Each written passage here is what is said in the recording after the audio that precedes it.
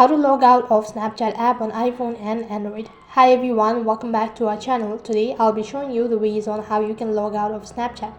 So in order to log out of your Snapchat, first of all, make sure to update your application. If not, head over to your Play Store and then update the application. After you're done updating your application, log in into your Snapchat account. Now if you're doing it from your iPhone, the procedure will remain the same because the interface is not so different as compared to Android.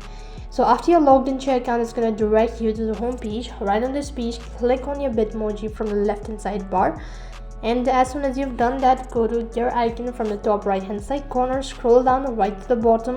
Here you go, you have the option as logout. Tap on it, and if you're sure about logging out, once again for the confirmation, tap on the logout button, and as soon as you've done that, you'll be logged out of your Snapchat account. So in this way, you can log out of your Snapchat app on your device. That is all for this video. I hope the video was helpful. If it did really help you, make sure to like, share and subscribe to our channel. Thank you for watching. See you in the next video.